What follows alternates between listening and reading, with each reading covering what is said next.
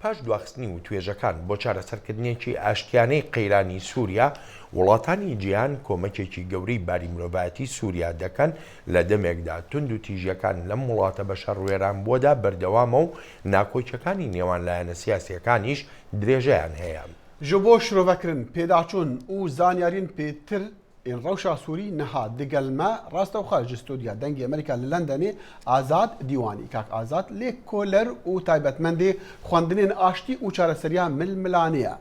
Kak Azad spas, xwendina te ji konferansê Londonê re çi ye? Spas, silav ji bo êwe û temaşevanên hêja. Ev konferansa di baweriya me de hingaveke gelekî giring bû. Yani gerek ev hingav berî neha hatiban standin, berî qev qeyrana Sûriya, qeyrana mirovî bigihête bê asta gelekî xeternak û metirsîdar. û ez bînim ev hingav wê hinek netîcê baş bêne ji bo li ser erdê eger baweriya me de eger ev welatê doner ev welatê ku dixwazin erîkariyê bikin vê erîkariyê bi rengekî pak bigihên Sûriya ne wek tecrübe Iraqê me dît yanî hinek gendalî tê de hebû di wê bername neft beramberî xorakê ku gendalî heta ji layê UN jî hebû hêvîdarin yanî ev erîkarî bi pakî bigihê ewa kesê ku bi hacetin di nava Sûriya de ev jî nayê baweriya me de yanî حاجتك ji evkirina ofîsa re divê hebe di nava Sûriya de yanî ofîsên va welatê ku dixwazin erîkariyê bikin di deverên azad de yan eger karibin bi itîfaq bi hikûmeta Sûriya re jî divê wa deverê ku blokêt bûne deverê ku rejêmê embargo li ser daniya bi taybet Şamê û deverê dîtirê. کاگازاد وڵاتانی جیهان بە زووی گەیشتنە بڕیاردان لە کۆمەکردن بۆ قەیرانی سووریا بەڵام لە ڕووی سیاسیەوە کۆمەلگای نێونەتەوەی نەیتوانی بگاتە ئەنجامێک بۆ چارەسەرکردنیەکی ئاشتیانە کێشەکە لە چیدایە؟ کێشەکە کێشەیەکی قوڵە بەڕاستی لە بەرنمەیەکی کورتی وادە ناتوانن مافی بدنێ بەڵام دەتوانم کورت بکەم ینی نەرینی دیتنی وڵاتانی زلهێز وڵاتانی ڕۆژاوە بۆ کێشەی سووریا بۆ کێسی سووریا نەرینێکی سەقەتە ینی هەتا ئێستا ئەوان ئەیانەوێ گۆرانکاری لە سووریا ببێ بەڵام بە چرک لە هەمان کاتیشدا ئەترسن گروپە ئەسلامیەکانی توندرە و یا رادیکال بێنە سەر حکم خۆیان ڕێگا بە وڵاتانی کەندا و رووسیا و تورکیایاندا کە یارمەتی ئەم رادیکالانە بکەن ئیسلامی رادیکال لە هەمان کاتیشدا لیان دەترسن ینی لێرە ئەوان نازانن چ بکەن ینی لێرە ئەم ڕژێمە بگۆرن بە ڕژێمێکی ئیسلامی یان یارمەتی مسلم برادرهود ئەخوان مسلمین و جەماعەتە ئیسلامیەکان سەلەفیەکان بدەن یان ئاوها بمێنێ و چارەسەریەکی ئاشتیانە ببێنێ هەردوو لای ئۆپۆزیسیۆن و ڕژێم ناگەێنە ڕێکەفتنەکەی لەبەر ئەوان هەریەکی دیتنا جنێڤ دانیشتنی جنێڤ دەبینێ بۆ فەرسەندێک بۆ ئەمحاکردن یان تونەکردنە لاینی تر. کاک ئازاد ئەگەر تو بەری خۆب دەیە دانوستاندنی تایبەت ژی نوێنەرین سووریدا و بالۆزی سووریا نەتەوێت ئێگرتی و لە دانوستاندنای وەسا دیار دیکە و ڕکابەری تشتێک خراپە ڕکابەری دگەڵ تونندڕەویی و ڕادیکالیزمی و تشتی وەسایە دیڤاوی تشتی نیشان بدەتن نیشان جیهانی بدەتن و ڕکابەری خراپە ئەگەر هات دەسەڵات وەرگرتن ئەف چاوادیتن ینی ئەف فەرسەندەوە کتە گوتی ڕژیم بکارینە بەسەرکەفتی بکارینە ئەرێ ڕاستە مخابن ینی ڕژێم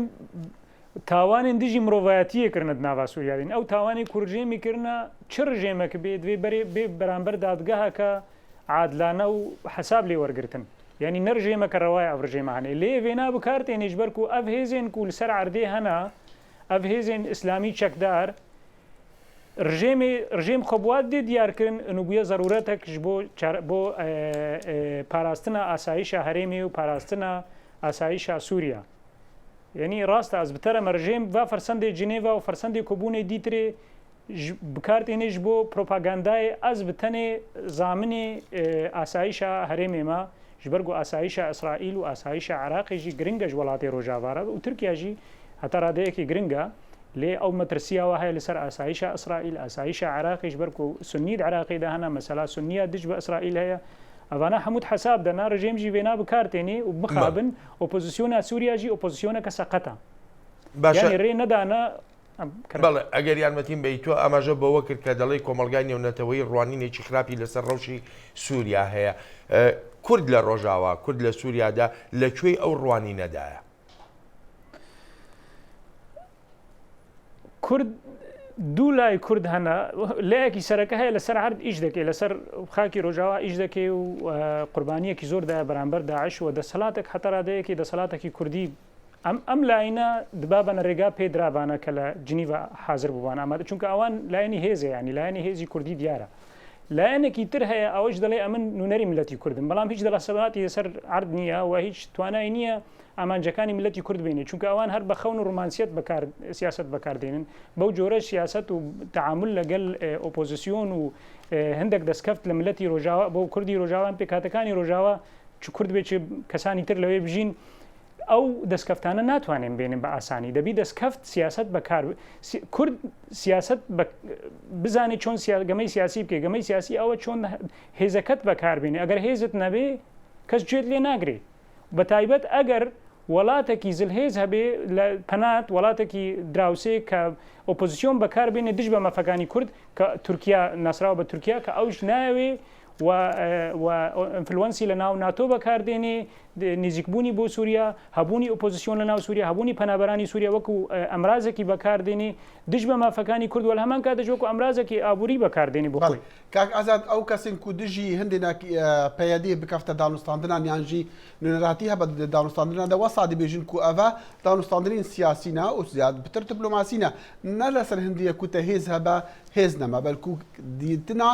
چارەسەریەک سیاسیەژ ڕەوشا سووریڕا لەوان ئەو کەس هاتنە دوورخستن. ڕاستە ینی ئەس vێت نەرینێرەمە و پەیەدەی ڕەنگە بەرنامای جودابێژ بەرنامە ئۆپۆزیسیۆنی ینی ئۆپۆزیسیۆنا سووری دەبێژێ بەرا ڕژێم نەمێنێ لێ ئۆپۆزیسیۆنا سووری هەمان وەخت دەژی بڕژێمەرە درونی ینی دخوازێ بگهێ چارەسەریەکی بڕژێمێرە باشە چما ئەڤناوی کورد مەحروم بنجبێ چارەسەری کورد سووریا دەدەژین ینی کورد نەرینەکەوای سیە هەیە کورد دەبێژن دەبێ ئەم بەهەورە بژین سەر ئەساسی دموکراسیک ئەم کارە بن سیستەمەکە دموکراتی مافی ملەتی کورد هەنێک مافا لەسەر عردەی بدیێدا و ئەفژی نەرینەکەڕەوە ینی هەموو پرەنسیپی نێودەوڵەتیرە ینی دژ بۆ چ خوازی سووریا بگوهرێ ئەگەر ملەتی سووریا دژیانەکە باشتر دە نەژی ینی تخوازێ دیسەوی سیستەمی مرکزی سنترالایز شامێت سەر هەموو هەرێما سووری هەموو پێکاتەی سووریا بە بێ ئەڤ نەڕەوایە و کاک ئازاد وەختێمەە مالێمە دخواست دیسان وێژی بێژین کو کورد بخواژی نەهەڤبیر و نەیەک گرتینە دمەسەلا دیتن ئەواندا ji بۆ ڕژێمی ji بۆ پاشە ڕۆژا سووری کاک ئازاد دیوانی لێ کۆلەر و تایبەتمەند دێ خوێندنێن ئاشتی و چارەسەریە ململانی میوانی کورد کنەکشن بوو گەلک سوپاس.